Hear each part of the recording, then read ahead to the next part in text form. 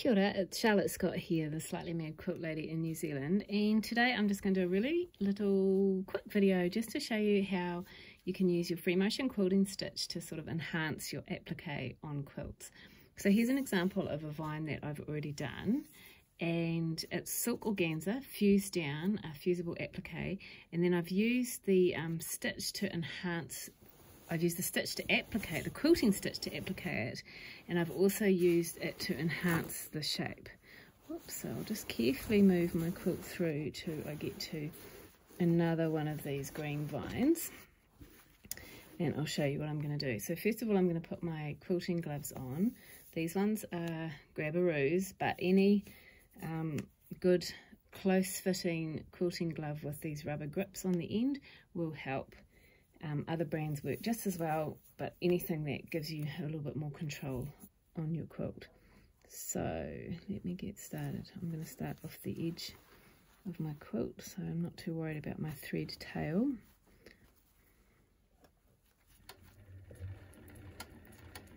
Right, so I'm not going to go too fast because my intention is that I'm appliquing as well as quilting, so I actually have quite a close line to follow.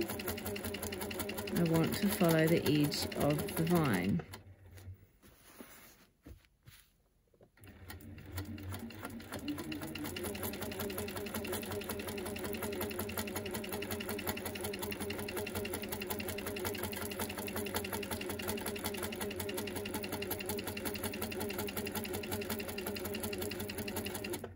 And I'm just going to get rid of this pin because broken needles are not fun.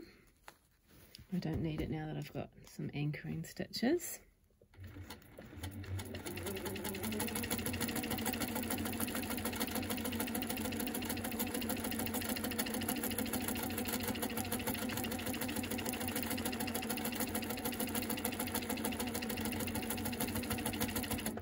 Now you might have noticed that just right here I'm sort of very close to the edge, but my intention is to do 2 rows of stitching, which I often do when I'm quilting, when I'm appliquing and quilting at the same time.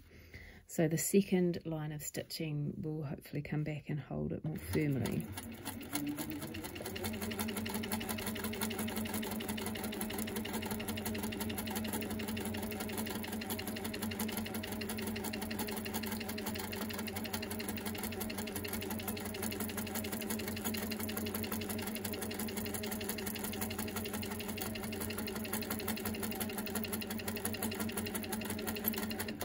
Okay, so I've done 1 line of stitching, and I mean that could be enough, but I want to use the second line to doubly make sure that I've held it down, because it is silk organza, so it's a little bit flimsy, which is also why it's transparent, but it is fused down with fusible web, but that's not enough to hold it securely enough if I wanted the quilt to travel or, you know, even go on the wall.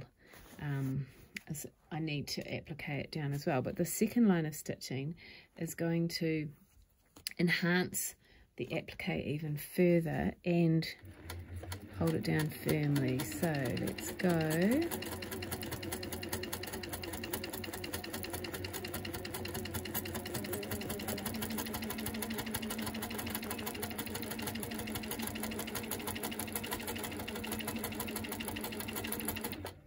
So what I did there is what I'm using the thread to do is just come off the end and really make my points really pointy, which would have been very hard to achieve in fabric, to get a tiny little fine point like that without it fraying.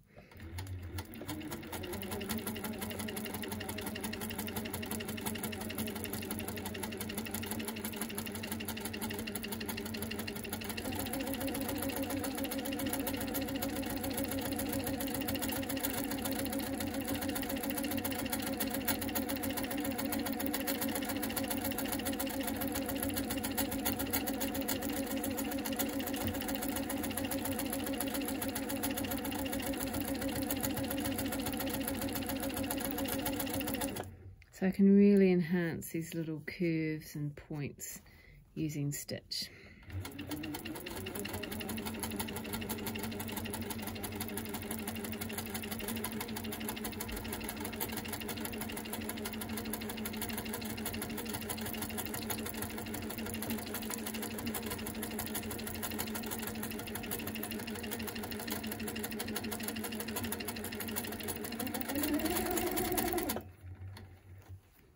just detach that from the machine so you can see it a bit better.